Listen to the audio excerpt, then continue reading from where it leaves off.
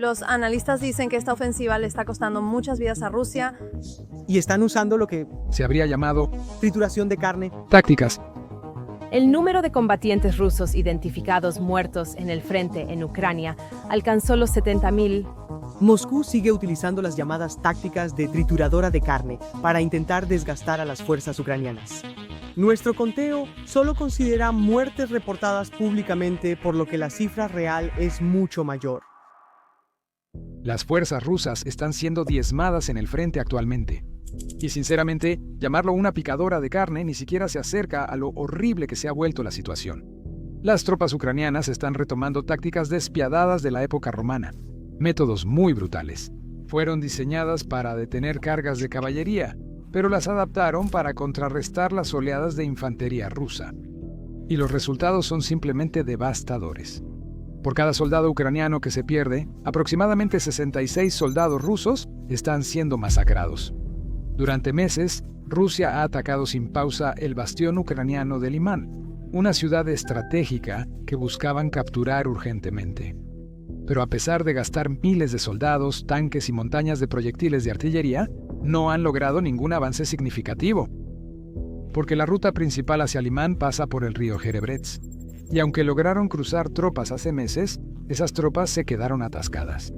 No avanzaron porque la artillería ucraniana bombardeaba sus posiciones, manteniéndolos inmóviles e impidiendo el avance, y eventualmente recuperando cualquier pequeño avance que los rusos habían logrado. Por desesperación, los comandantes rusos hicieron una apuesta arriesgada. En lugar de continuar su asalto frontal en Limán, cambiaron su atención más al sur, hacia una pequeña aldea llamada Torsk. Si lograban tomar Torsk, abrirían otra ruta y finalmente podrían rodear Limán por detrás y cortar a sus defensores. Pero los rusos no notaron que los ucranianos ya anticipaban este escenario. La 63 Brigada Mecanizada de Ucrania esperaba que Rusia hiciera este movimiento. Durante meses, esta brigada había estado preparando meticulosamente y colocando trampas letales inspiradas en brutales tácticas de la era romana, y luego las combinaron con artillería de precisión y guerra moderna con drones. Cuando los rusos finalmente llegaron, cargando hacia adelante, el campo de batalla rápidamente se convirtió en un verdadero baño de sangre. Por cada soldado ucraniano caído, unos 66 rusos morían. Esa es una proporción de bajas de 66-1, lo cual es una completa locura. En la guerra moderna, estos números no se ven, pero aquí estamos. Si las tácticas ucranianas ya eran brutales, el paisaje en lugares como Limen y Torsk es una pesadilla. Al norte, hay enormes embalses y humedales pantanosos. Este tipo de terreno bloqueó completamente a las tropas rusas para que no pudieran desplegarse ni intentar flanquear las defensas ucranianas. En cambio, se vieron obligados a avanzar por caminos estrechos, puntos de estrangulamiento perfectos, exactamente donde Ucrania los quería. Al sur, la zona cerca de Torsk está rodeada de bosques densos. Los ucranianos usan esta fuerza instalando emboscadas ocultas, posiciones de francotiradores y escondiendo puntos de disparo. Los ucranianos llegaron al extremo de excavar secciones de la carretera y construir nuevos caminos, asegurándose de que las tropas rusas se movieran exactamente hacia donde ellos querían que fueran.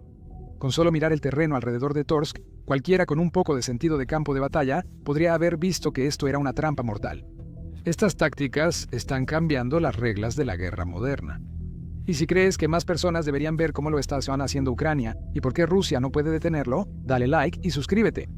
Ese clic ayuda a difundir esta historia y combatir la propaganda rusa. Quizá los comandantes rusos no lo notaron o no les importó. De cualquier manera, para cuando los rusos finalmente se dieron cuenta de que su enfoque habitual no estaba funcionando, ya habían gastado la mayor parte de su equipo pesado. Tanques, vehículos blindados, lo que fuera. Ya era tarde para cambiarlo. Así que los comandantes rusos se volvieron aún más desesperados y sinceramente aún más imprudentes, ya que sus tanques y vehículos blindados ahora estaban destruidos. La nueva estrategia consistía en lanzar oleadas de infantería en motocicletas y cuatrimotos, confiando en la velocidad y el caos para abrirse paso antes de que los ucranianos reaccionaran. Pero en realidad eso solo empeoró las cosas, y fue exactamente en ese momento cuando la proporción de bajas se volvió increíblemente alta. ¿Recuerdas esas trampas desagradables de la época romana de las que hablaba antes? Vamos a detenernos un momento y veamos exactamente qué es lo que hace que estas pequeñas y simples estacas sean tan devastadoramente efectivas. Se llaman caltrops un arma pequeña de 4 puntas afiladas. Están dispuestas de tal manera que, cuando las arrojas al suelo, no importa cómo caigan, siempre una punta queda apuntando hacia arriba. Arriba. Es un diseño muy simple y por eso es tan letal. La Brigada 63 de Ucrania esparció miles de estas pequeñas púas letales por caminos de tierra, senderos forzados y veredas estrechas, apuntando específicamente a las rutas que las tropas rusas se veían obligadas a tomar. En la época romana, los ejércitos esparcían estos abrojos en los campos de batalla y caminos, inutilizando caballos y deteniendo cargas de caballería en seco. Las púas atravesaban los cascos de los caballos, derribando a los jinetes y haciéndolos presa fácil de arqueros e infantería. Brutal entonces y ahora. Además, los ucranianos no solo copiaron tácticas romanas, usaron drones para lanzar con precisión cientos de abrojos en caminos y senderos, justo antes de que llegaran las unidades rusas. Por lo general, exploradores o equipos de drones despejan la ruta revisando minas u otros peligros. Pero estos caltrops lanzados por drones anularon esa estrategia. Un camino podía parecer seguro y segundos después volverse un campo minado invisible de púas. Los rusos no podían reaccionar ni evitar lo que no veían. La mejor parte es que las caltrops son ridículamente baratas y fáciles de fabricar. Al inicio de la guerra, los herreros que hacían réplicas de armas medievales comenzaron a fabricar caltrops en masa con clavos soldados. A diferencia de minas tradicionales, las caltrops no usan explosivos y son casi indetectables por drones o cámaras térmicas. Para cuando las tropas rusas se dieron cuenta de que algo andaba mal, sus llantas ya habían reventado, sus motocicletas se habían volcado y los soldados salieron volando por los aires, completamente expuestos al implacable fuego de ametralladoras y francotiradores ucranianos. Pero para ser justos, los soldados rusos enviados a cargar contra estas trampas horribles realmente no tenían mucha opción. En el ejército ruso, desobedecer órdenes suele implicar tortura, prisión o ejecución por tus propios comandantes. Con un liderazgo así, tus opciones básicamente se reducen a que te disparen los ucranianos de frente o tus oficiales por la espalda. En las raras ocasiones en que las unidades rusas logran tomar brevemente un grupo de árboles o una posición avanzada, los drones ucranianos los detectan casi de inmediato. Y antes de que estos soldados rusos puedan siquiera recuperar el aliento, mucho menos cavar trincheras o establecer defensas, son atacados con granadas lanzadas directamente desde drones sobre sus cabezas, junto con proyectiles de mortero y rondas de artillería disparadas desde posiciones ucranianas ocultas cercanas. Los rusos llegaron a estar tan desesperados que incluso empezaron a usar capas térmicas improvisadas, básicamente mantas y cobertores improvisados, con la esperanza de ocultar el calor de sus cuerpos de los drones ucranianos equipados con cámaras térmicas. Pero el problema era que estas capas estaban tan mal hechas que terminaron haciendo exactamente lo contrario. En vez de ocultar a los soldados, estas capas los hacían resaltar más en imágenes térmicas. Frente a probabilidades tan desesperadas, cada vez más soldados rusos en la zona están decidiendo que es más inteligente rendirse que seguir corriendo a ciegas hacia una muerte segura. Saben que casi no tienen posibilidades de llegar vivos a las trincheras ucranianas, por lo que rendirse es su única opción sensata. Pero ¿por qué Limán? ¿Por qué gastar 3 años y tantas tropas solo para tomar este pequeño pueblo aparentemente común? Bueno, la verdad es que el pueblo de Limán es una pieza central para toda la campaña de Rusia en el este. Ubicado justo en el borde del Oblast de Donetsk, cerca de la frontera con Luhansk, Limán es un centro crítico de carreteras y ferrocarriles que conecta toda la región del Donbass. El control de Limán significa controlar las líneas de suministro, los movimientos de tropas y la capacidad de avanzar más profundamente en los territorios orientales de Ucrania. Cuando Rusia lanzó su invasión a gran escala en 2022, capturar Limán se convirtió rápidamente en una de las máximas prioridades. Tomar la ciudad abriría caminos hacia premios estratégicos más grandes, especialmente Sloviansk y Kramatorsk, 2 ciudades principales cruciales para la región del Donbass.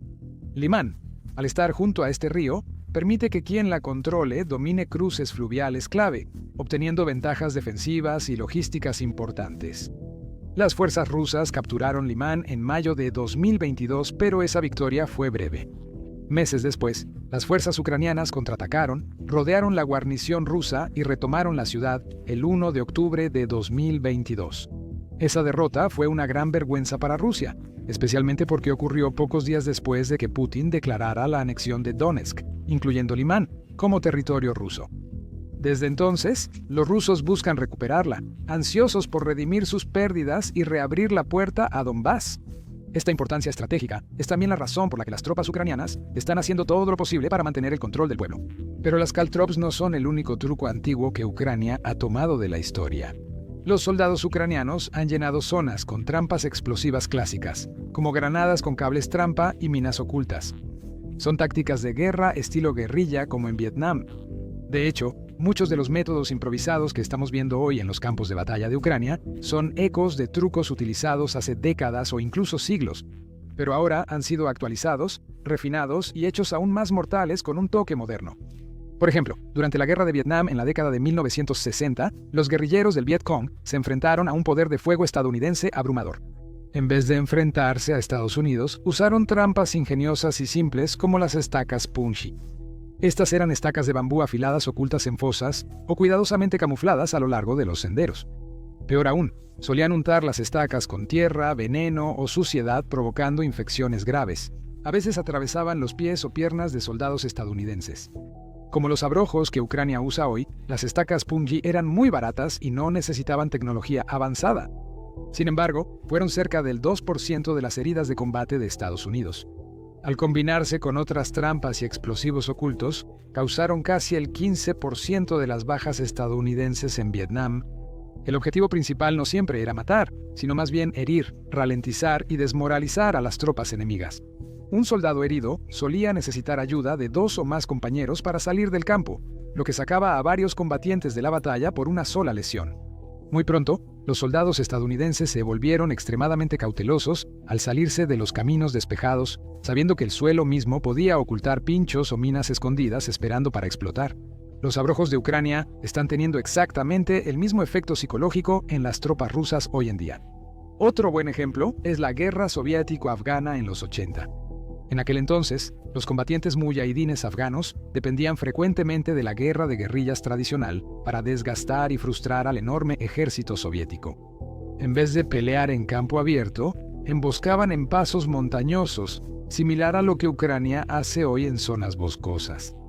Los muyahidines realizaban ataques relámpago a convoyes soviéticos, colocaban bombas caseras efectivas en los caminos y usaban explosivos con temporizador, precursores de los IEDs actuales. Los soviéticos invadieron Afganistán con tanques y helicópteros artillados como un ejército convencional. Sin embargo, se frustraron porque el enemigo evitaba el combate directo y usaba el terreno y trucos a su favor. Después de una década de pérdidas constantes y frustración, las fuerzas soviéticas se retiraron, completamente derrotadas. Incluso los romanos, famosos por su disciplina y gran ingeniería, a veces eran víctimas de tácticas de guerrilla inesperadas. En el año 9 después de Cristo, tribus germánicas atrajeron a legiones romanas a los bosques de Teutoburgo, las emboscaron y aniquilaron totalmente. Décadas antes, en la batalla de Carras, 53 a.C., los arqueros a caballo partos usaron tácticas de golpear y huir y retiradas fingidas para confundir y diezmar a un ejército romano mucho mayor. Tener más soldados o mejor tecnología no siempre asegura la victoria, especialmente si el enemigo es más inteligente, creativo y aprovecha el terreno. Rusia aún no ha aprendido esto, pese a décadas de experiencia en este tipo de conflictos. Ucrania también está usando muchas otras tácticas poco ortodoxas, cosas como el engaño y los señuelos, de manera tan inteligente y efectiva que probablemente impresionarían incluso al antiguo estratega militar Sun Tzu. Las fuerzas ucranianas crearon réplicas de madera muy realistas de objetivos valiosos, como los lanzacohetes HIMARS de Estados Unidos, y las pusieron donde los drones rusos pudieran verlas. Como se esperaba, las fuerzas rusas cayeron en la trampa y gastaron misiles Kalibr, destruyendo lanzadores de madera inútiles. Los informes sugieren que al menos 10 misiles de crucero rusos fueron completamente desperdiciados en estos objetivos señuelo. Al ver que funcionaba, Ucrania aumentó la producción de lanzadores falsos para seguir engañando a los rusos. Las fuerzas ucranianas destacan por adaptarse rápido a lo que funciona. Si algo es efectivo, como los drones suicidas, púas lanzadas por drones o lanzadores señuelo, aumentan producción y despliegue. Si algo no funciona, no pierden tiempo y siguen con otra cosa. Por otro lado, las fuerzas rusas siguen recurriendo a la única estrategia que parecen conocer mejor: pulverizar una zona sin descanso con artillería y luego enviar ola tras ola de infantería para cargar directamente, muchas veces a pie. Cuando eso falla, no replantea sus tácticas como innovación. En cambio, simplemente es mover a estos soldados más rápido. Por eso las motocicletas, los vehículos todoterreno o mandar más hombres a la picadora. Normalmente esperarías que el ejército de una superpotencia, especialmente uno con la historia de Rusia, mostrara algo de creatividad o adaptabilidad bajo presión. Sin embargo, la estrategia de Rusia en la guerra de Ucrania ha sido muy predecible. Estrictamente siguiendo el manual y, francamente, el libro de historia en todos los peores sentidos. Si te inquieta cómo la inteligencia artificial transforma empleos, industrias, educación y economía, no eres el único. Un informe de la Universidad de Rutgers indica que el 70% de los trabajadores en Estados Unidos está preocupado por el uso de inteligencia artificial en decisiones laborales. 3 de cada 10 temen que la inteligencia artificial elimine su empleo. Incluso los expertos están de acuerdo. Estudios indican que para 2030, la inteligencia artificial automatizará el 30% de los empleos y reemplazará al 44% de los trabajadores. Eso significa que tienes que poner atención si quieres evitar convertirte en una víctima. Por eso, recientemente hicimos un video en YouTube que explica lo que realmente está sucediendo detrás de escena y cómo las personas se están preparando no solo para sobrevivir, sino para beneficiarse de la revolución de la inteligencia artificial. Esto no es sobre volverse programador ni crear el próximo ChatGPT. El objetivo es identificar el verdadero potencial de la inteligencia artificial y cómo la gente común la usa actualmente para crear carreras más seguras. Si te sientes inseguro sobre el futuro o simplemente tienes curiosidad sobre cuáles son tus opciones, mira ese video aquí en YouTube. Haz clic en el enlace de la descripción o en la tarjeta en pantalla. Entonces, ¿por qué exactamente Rusia está teniendo tantas dificultades para improvisar o adaptarse? Bueno, todo se reduce a la cultura militar. El ejército ruso siempre ha sido conocido por su estructura de mando altamente jerárquica. A diferencia de los ejércitos occidentales, donde se anima a los sargentos y oficiales subalternos a pensar por sí mismos y adaptarse rápidamente a las circunstancias cambiantes, las unidades rusas a menudo necesitan la aprobación de sus superiores, incluso para ajustes tácticos menores.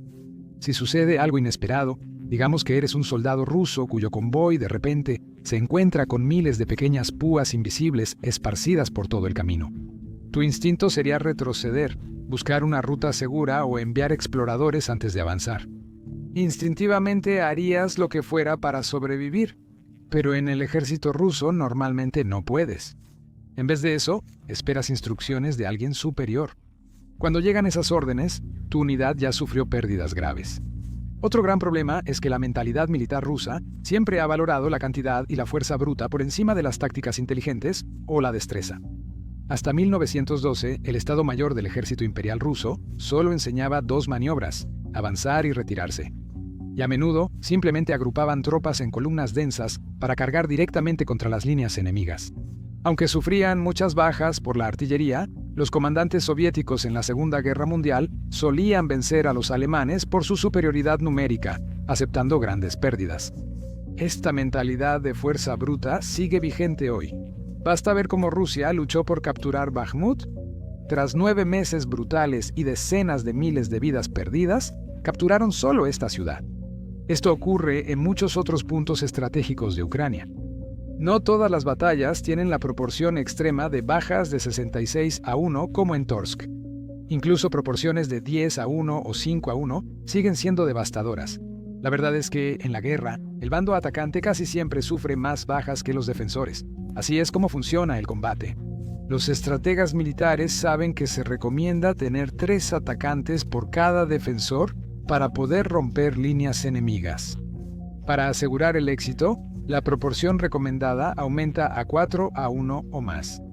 Porque cuando estás defendiendo, eliges el campo de batalla, fortificas las posiciones, cavas las trincheras y preparas las emboscadas. Organizas todo justo como quieres.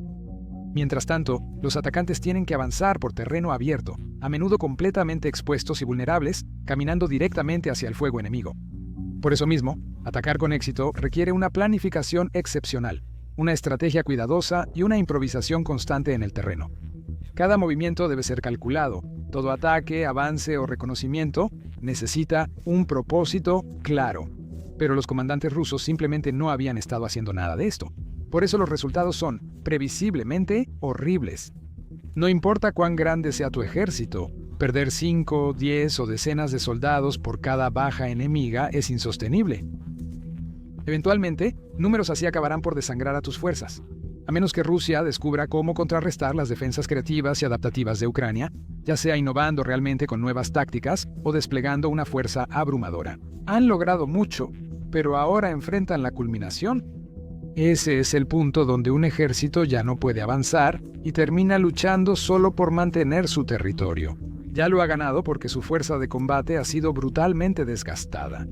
Para ser honesto, muchos analistas militares piensan que Rusia podría estar ya peligrosamente cerca de ese punto de inflexión. Y no se trata solo de Bakhmut o Leman. Los rusos enfrentan los mismos problemas al sur y norte. Al sur, la contraofensiva de verano de Ucrania avanza lentamente. A finales de julio, las fuerzas ucranianas recuperaron la aldea clave de Staromayorsk en Donetsk. Staromayorsk, aunque pequeña en el mapa, está junto al río Mokriali y es clave en la primera línea de defensa rusa, especialmente donde la región de Donetsk se encuentra con la región de Zaporilla. Sin embargo, por alguna razón, no se molestaron en prepararse seriamente hasta que Ucrania anunció abiertamente sus planes. Tal vez fue pura negligencia, o tal vez la presión finalmente vino desde arriba. Pero cuando Rusia finalmente se puso en marcha, terminaron construyendo algunas de las líneas defensivas más profundas y resistentes que Europa ha visto desde la Segunda Guerra Mundial. Construyeron enormes redes de trincheras, búnkeres fortificados, trampas antitanque de concreto y campos minados densos y mortales. También contaban con mejor artillería y apoyo aéreo. Así que, en teoría, estas fortificaciones deberían haber hecho imposible que las fuerzas ucranianas avanzaran. A pesar de todo lo que Rusia hizo, las fuerzas ucranianas avanzan lento pero constante, recuperando pueblo tras pueblo. Para finales de julio, ya habían liberado al menos 14 pueblos repartidos por Donetsk y Zaporizhia Oblast. Mientras tanto, muy al norte, a lo largo de esta enorme línea de frente de 1000 kilómetros, Rusia intentó lanzar su propia ofensiva, particularmente en la región de Kharkov y alrededor de Kupiansk, un importante centro ferroviario que Ucrania había liberado en el otoño del año pasado. La inteligencia ucraniana advirtió en agosto que más de 10.000 soldados rusos ya se habían reunido en el sector de Kupiansk-Liman, junto con cientos de tanques y piezas de artillería. Para un posible avance, a mediados de agosto, Rusia intensificó significativamente los ataques, obligando a Ucrania a tomar fuertes medidas defensivas. Las autoridades ordenaron evacuar 37 localidades en Kupiansk, incluida la retirada obligatoria de miles de civiles de pueblos cercanos al frente. Estas evacuaciones se realizaron tanto para proteger a los civiles del aumento de los bombardeos, como para darle al ejército ucraniano mayor libertad de acción para defenderse sin poner en peligro vidas inocentes. Las unidades Storm Z, formadas principalmente por prisioneros reclutados de cárceles, lideraban este avance ruso en el frente. Con apoyo de tanques, helicópteros y artillería pesada, los equipos de asalto intentaron varias veces romper las defensas ucranianas en el río Oskil y recuperar territorio cerca de Kupiansk. Pero al igual que en otros lugares, a pesar del gran despliegue y los ataques agresivos de Rusia, no han logrado ningún avance real. Varias aldeas en la línea del frente cambiaron de control varias veces al día. Una trinchera o una línea de árboles tomada por las fuerzas rusas al amanecer podría volver a estar bajo control ucraniano al atardecer. Después de casi 4 años de guerra, cerca de 1 millón de bajas y montañas interminables de equipo destruido siguen atrapados en el mismo ciclo de fracaso. La pregunta no es cuánto tiempo más Rusia continuará, sino cuánto más pueden perder, antes de que finalmente se den cuenta de que los números abrumadores y la fuerza bruta simplemente no son suficientes para quebrar a un país que está luchando de manera más inteligente, más dura y más decidida de lo que jamás imaginaron posible.